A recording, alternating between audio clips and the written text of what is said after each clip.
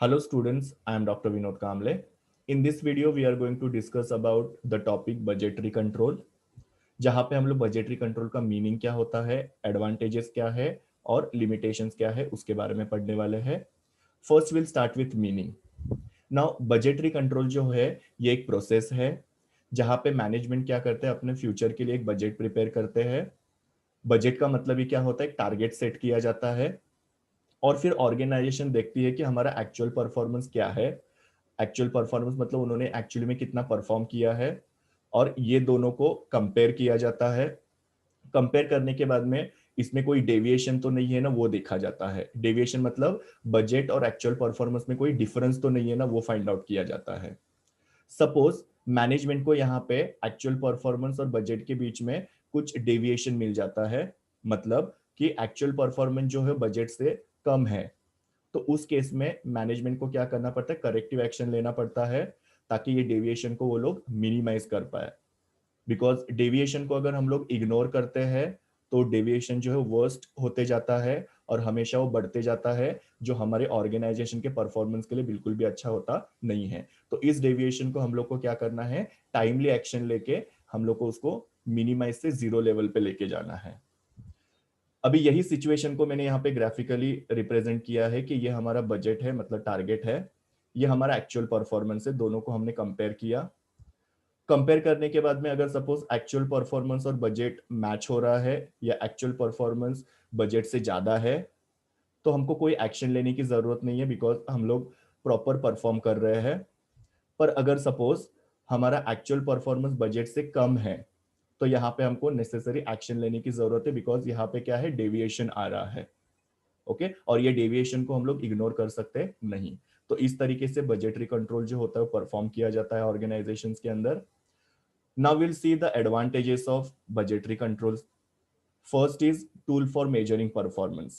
Now यहाँ पे क्या होता है, हर एक डिपार्टमेंट का बजट सेट किया जाता है, मतलब हर एक डिपार्टमेंट को टारगेट दिया जाता है और फिर उनका एक्चुअल परफॉर्मेंस जो होता है वो ये बजट से कंपेयर किया जाता है. कंपेयर करने के बाद में यहाँ पे डेविएशन पता चलता है कि इनके एक्चुअल परफॉर्मेंस में और बजट में कितना डिफरेंस है.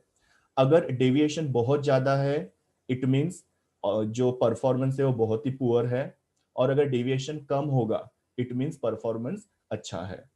सो यहाँ पे क्या किया जाता है कि ये सिस्टम को यूज करके परफॉर्मेंस जो है वो डिपार्टमेंट का चेक किया जाता है. तो इस तरीके से यहाँ पे क्या होता है कि जो डिपार्टमेंटल हेड्स है या वो डिपार्टमेंट में जो काम करने वाले एग्जीक्यूटिव्स है उनको कॉन्स्टेंटली यहाँ पे मॉनिटर किया जाता है और उनके परफॉर्मेंस को मेजर किया जाता है. Second advantage is reveals weaknesses. Reveal का मतलब क्या होता है, फाइंड आउट करना. नाउ जैसे मैंने आपको बताया कि यहाँ पे बजटेड परफॉर्मेंस और एक्चुअल परफॉर्मेंस जो होता है ये दोनों को कंपेयर किया जाता है, दोनों में डेविएशन फाइंड आउट किया जाता है और फिर वो डेविएशन का क्या कॉज है वो फाइंड आउट किया जाता है. मतलब इन शॉर्ट यहाँ पे क्या किया जाता है कि वीकनेस फाइंड आउट किया जाता है कि हमारे परफॉर्मेंस में कहाँ पे वीकनेस है, ताकि उस वीकनेस को हम लोग टाइमली एक्शन लेके करेक्ट कर सकते हैं. तो इस तरीके से हमें हमारा वीकनेस पता चल गया और उसको हमने करेक्ट किया, तो उसके वजह से क्या होता है कि हमारा जो परफॉर्मेंस है वो इंप्रूव होने में हेल्प होता है. Next advantage is creates budget consciousness. Consciousness का मतलब क्या होता है, अलर्ट. तो बजटरी कंट्रोल के वजह से क्या होता है, एम्प्लॉयज के बीच में एक अलर्टनेस आ जाती है. बिकॉज यहाँ पे क्या किया जाता है, हर एक एम्प्लॉय को एक फिक्स टारगेट दिया जाता है और उनको अलर्ट किया जाता है उनके रिस्पॉन्सिबिलिटी के बारे में. उनको बताया जाता है कि उनसे क्या एक्सपेक्ट किया जा रहा है और एम्प्लॉयज को भी पता चलता है कि उन लोगों को किस तरीके से परफॉर्म करना है, और उसके वजह से क्या होता है कि एम्प्लॉय जो है वो प्रॉपरली परफॉर्म कर पाते हैं. तो इस तरीके से यहाँ पे एम्प्लॉयज को क्या किया जा रहा है, उनके काम के बारे में अलर्ट किया जा रहा है, जिसकी वजह से वो लोग बेटर परफॉर्म कर रहे हैं और उनकी एफिशिएंसी जो है बढ़ रही है. Next advantage is brings cost effectiveness. Cost effectiveness का मतलब क्या होता है, कॉस्ट को कम करना. सो बजटरी कंट्रोल के वजह से क्या होता है, ऑर्गेनाइजेशन का जो कॉस्ट है वो कम करने में हेल्प होता है. बिकॉज यहाँ पे क्या होता है कि जो भी वेस्टफुल एक्सपेंडिचर्स है उसको बिजनेसमैन कम करने की कोशिश करते हैं और अपना सेल्स बढ़ाने की कोशिश करते हैं, जिसकी वजह से कॉस्ट जो होता है वो कम होता है. अभी किस तरीके से यहाँ पे अपने वेस्टफुल एक्सपेंडिचर वो लोग कम करते हैं, तो वो लोग कौन सा प्रोडक्ट बेटर परफॉर्म कर रहा है वो आइडेंटिफाई करते हैं और वो प्रोडक्ट को वो लोग क्या करते हैं, मार्केट में कंटिन्यू करते हैं या उसके ऊपर वो ज्यादा इन्वेस्टमेंट करते हैं, और जो प्रोडक्ट्स मार्केट में परफॉर्म नहीं करते उसको वो लोग क्या करते हैं, मार्केट में से विड्रॉ करते हैं। तो इस तरीके से उन्होंने क्या किया कि जो भी लॉस मेकिंग प्रोडक्ट था उसको उन्होंने मार्केट में से डिसकंटिन्यू किया, तो उनका वेस्टफुल एक्सपेंडिचर जो है कम हो गया। और जो बेटर परफॉर्म कर रहा था उसके ऊपर उन्होंने क्या किया, मैक्सिमम इन्वेस्टमेंट किया, इस मतलब उनका सेल जो है वो उसमें बढ़ गया। तो इस तरीके से हमारे यहाँ पे क्या हो रहा है, कॉस्ट कम हो रहा है और हम लोग को ज्यादा रिटर्न मिल पा रहा है। Next is introduction of incentive scheme. Now budgetary control जो होता है उसके वजह से ऑर्गेनाइजेशन अलग अलग इंसेंटिव स्कीम्स इंट्रोड्यूस कर सकता है। यहाँ पे क्या होता है कि हर एक एम्प्लॉय का एक्चुअल परफॉर्मेंस और बजटेड परफॉर्मेंस जो होता है वो कंपेयर किया जाता है, जिससे हमको पता चलता है कि कौन सा एम्प्लॉय ज्यादा एफिशिएंट है। और जो एफिशिएंट एम्प्लॉयज होते हैं उनको फिर वहां पे क्या किया जाता है, रिवॉर्ड दिया जाता है, मतलब उनको बोनस दिया जाता है, उनको कमीशन बढ़ा के दिया जाता है, या उनको रिकॉग्निशंस वगैरह दिए जाते हैं, जैसे अवार्ड्स वगैरह या सर्टिफिकेट्स वगैरह देना, या दूसरे जो भी नॉन मॉनिटरी बेनिफिट जो होते हैं वो उनको दिए जाते हैं, बिकॉज उन्होंने यहाँ पे क्या किया, अच्छा परफॉर्म किया है, तो उनके परफॉर्मेंस को यहाँ पे रिवॉर्ड किया जाता है। तो बजटरी कंट्रोल जो है वो एम्प्लॉय का परफॉर्मेंस फाइंड आउट करके उनको इंसेंटिव्स देने में भी हेल्प करता है। Next is divestment decision. जैसे मैंने आप लोगों को यहाँ पे बताया कि बजटरी कंट्रोल जो होता है उसकी वजह से आपको डेविएशन पता चलता है, उसी तरीके से यहाँ पे क्या होता है कि आपको पता चलता है कि आपका कौन सा प्रोडक्ट जो है वो मार्केट में अच्छे से परफॉर्म नहीं कर रहा है, या कौन सी आपकी प्रोसेस है जो इनएफिशिएंट है, मतलब सही तरीके से आप वो प्रोसेसिंग नहीं कर रहे हो, या कौन सा डिपार्टमेंट जो है वो प्रॉपरली फंक्शन नहीं कर रहा है। सो जो हम लोग को प्रोडक्ट, प्रोसेस और डिपार्टमेंट इनएफिशिएंट लगता है उसको हम लोग क्या कर सकते हैं, क्लोज डाउन कर सकते हैं, और जिसकी वजह से हमारी ओवरऑल प्रॉफिटेबिलिटी जो है वो बढ़ सकती है। बिकॉज अगर ऐसे इनएफिशिएंट प्रोडक्ट को, प्रोसेस को या डिपार्टमेंट को हमने कंटिन्यू किया तो उसकी वजह से बिजनेस को लॉसेस हो सकते हैं। तो बेटर उसको हम लोग को क्या करना है, यहाँ पे क्लोज डाउन करना है, उसी को डिवेस्टमेंट बोला जाता है। ओके, सो डिवेस्टमेंट मतलब क्या, कि जो भी हमारे प्रोडक्ट, प्रोसेस और डिपार्टमेंट जो है परफॉर्म नहीं कर रहे उसमें से हम लोग क्या करेंगे, हमारी इन्वेस्टमेंट निकाल लेंगे। Next advantage is controlling departmental activities. यहाँ पे क्या होता है कि हर एक डिपार्टमेंट के लिए एक टारगेट फिक्स किया जाता है, और हर एक डिपार्टमेंट को इफेक्टिवली वर्क करना पड़ता है ताकि वो अपने टारगेट को अचीव कर पाए। सो ये एक इफेक्टिव मेथड है जहां पे हम लोग क्या कर सकते हैं, हर एक डिपार्टमेंट की एक्टिविटी को प्रॉपर कंट्रोल कर सकते हैं, और उसकी वजह से क्या होता है, डिपार्टमेंट्स के बीच में कोऑर्डिनेशन आता है, सब लोग मिलजुल के काम करते हैं। सो यहाँ पे डिपार्टमेंटल एक्टिविटीज कंट्रोल हो रही है, मतलब हर एक डिपार्टमेंट जो है एफिशिएंटली परफॉर्म कर रहा है, अपना बेस्ट परफॉर्मेंस दे रहा है। Now will see the limitations of budgetary control system. Now first limitation is depend on accuracy of estimates. ना बजट जो होता है वो एस्टिमेशन के बेसिस पे प्रिपेयर किया जाता है। एस्टिमेशन मतलब क्या, एक अंदाजा लगाया जाता है हर एक चीज का। अगर वो हमारा एस्टिमेट रॉन्ग हो गया तो बजट क्या हो सकता है, हमारा मिसलीडिंग कर सकता है। मिसलीडिंग मतलब क्या है, वो हमको गलत डायरेक्शन में लेके जा सकता है। तो इसकी वजह से क्या होता है कि हम लोग को यहाँ पे प्रॉपर एस्टिमेशन करने की जरूरत होती है। कभी कभी हम लोग प्रॉपर एस्टिमेशन नहीं कर पाते हैं, maybe because of lack of knowledge, या फिर हम लोग को यहाँ पे करेक्ट एस्टिमेशन करने के लिए प्रॉपर जो एक्सपर्ट्स होते हैं उनकी हेल्प लेनी पड़ेगी, और तब जाके हम लोग प्रॉपर बजटरी सिस्टम जो डिजाइन कर पाएंगे।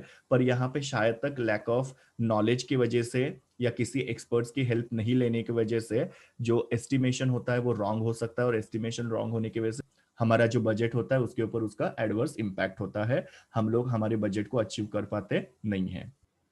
Second limitation is costly affair. मतलब यहाँ पे बजटरी कंट्रोल की वजह से हमारा कॉस्ट भी बढ़ सकता है, बिकॉज बजट जो होता है वो टाइम टू टाइम रिवाइज करना पड़ता है, बिकॉज जो कंडीशंस होती है हमारे आजू बाजू में वो हमेशा चेंज होते रहती है, और उसकी वजह से क्या होता है कि हमारा एडमिनिस्ट्रेशन एक्सपेंसेस जो होता है वो बढ़ जाता है। Next is conflict among the different department. यहाँ पे क्या होता है, हर एक डिपार्टमेंट जो होता है वो एक दूसरे के साथ कॉन्फ्लिक्ट कर सकता है। कॉन्फ्लिक्ट क्यों होते हैं, बिकॉज हर एक डिपार्टमेंट चाहता है कि उनको मैक्सिमम फंड्स मिले, और वो लोग फिर सिर्फ क्या करते हैं, खुद के जो टारगेट से वो अचीव करने की कोशिश करते हैं, और उसके वजह से क्या होता है कि अलग अलग डिपार्टमेंट्स के बीच में झगड़े होते हैं, और जब डिपार्टमेंट्स के बीच में झगड़े होते हैं तो उसकी वजह से क्या होता है, पूरे ऑर्गेनाइजेशन का परफॉर्मेंस जो होता है वो अफेक्ट हो सकता है। Next is lack of support from top level management. न बजटरी कंट्रोल जो होती है उसमें टॉप लेवल मैनेजमेंट का सपोर्ट बहुत जरूरी होता है, पर कभी कभी टॉप लेवल मैनेजमेंट जो होते हैं वो सपोर्ट नहीं करते हैं और उनके सपोर्ट के बिना ये जो सिस्टम है वो प्रॉपरली वर्कआउट नहीं हो सकता है और वो फेल हो जाता है। Next limitation is difficulty to fix the responsibility for deviation. Now यहाँ पे डेविएशन किस तरीके से फाइंड आउट किया जाता है, जहां पे हम लोग क्या करते हैं, बजटेड परफॉर्मेंस को एक्चुअल परफॉर्मेंस के साथ कंपेयर किया जाता है और फिर हमको उससे डेविएशन पता चलता है। पर काफी बार क्या होता है कि डेविएशन जो होता है वो परफॉर्मेंस की वजह से नहीं, तो कोई कंडीशन जो है वो चेंज हो गई उसकी वजह से भी डेविएशन आ सकता है।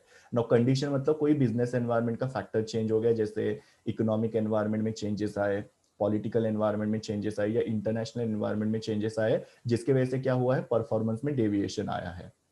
तो इस केस में मैनेजमेंट को पता नहीं चलता है कि ये जो डेविएशन है इसकी रिस्पॉन्सिबिलिटी किसकी है, किसके वजह से ये डेविएशन आया। ओके, तो वहां पे फिर एक्शन लेने में डिले हो सकता है या एक्शन लेने में प्रॉब्लम हो सकता है। Next is lack of cooperation from employ. Budgetary control के अंदर एम्प्लॉयज का एक्टिव पार्टिसिपेशन और कोऑपरेशन बहुत जरूरी होता है। सबने एज अ टीम काम करना चाहिए, तब जाके हमारा बजटरी कंट्रोल जो सक्सेसफुल हो सकता है। लेकिन प्रैक्टिकली अगर हम लोग देखने जाए तो एम्प्लॉय जो होते हैं वो एक्टिवली पार्टिसिपेशन नहीं करते हैं, एक दूसरे के साथ वो लोग कोऑपरेट नहीं करते हैं, उनमें म्यूचुअल डिस्प्यूट चलते रहते हैं और जिसका इफेक्ट जो हमारे परफॉर्मेंस के ऊपर होता है। और लास्ट में अदर लिमिटेशंस। ना बजट प्रिपेयर करने के लिए हम लोग को स्पेशलाइज स्टाफ की जरूरत होती है, इसके लिए हम लोग को कुछ एक्सपर्ट लोगों की जरूरत होती है जो हम लोग को एक्चुअल बजट जो है वो हम लोग को सेट करके दे सकते हैं। बट काफी बार क्या होता है, ये स्पेशलाइज स्टाफ जो होता है वो अवेलेबल नहीं होता है। दूसरा लिमिटेशन यहाँ पे हो सकता है, जैसे मैंने आप लोगों को बोला कि यहाँ पे स्पेशलाइज स्टाफ को अपॉइंट करना पड़ता है, तो वो शायद कॉस्टली हो सकता है और जिसकी वजह से बजटरी कंट्रोल जो है वो स्मॉल ऑर्गेनाइजेशंस अफोर्ड नहीं कर सकते हैं। और लास्ट में अगर ये बजटरी कंट्रोल जो है वो प्रॉपरली इंप्लीमेंट नहीं किया गया तो उसके वजह से क्या होता है कि एम्प्लॉयज के बीच में फ्रस्ट्रेशन आता है और फिर बाद में उनका मोरल जो होता है वो लो हो जाता है, वो लोग बेटर परफॉर्मेंस करते नहीं हैं। So this was all about budgetary control. Thank you students. Please do like, share, comment and subscribe to my YouTube channel and also recommend my channel to your friends. We will meet in the next video.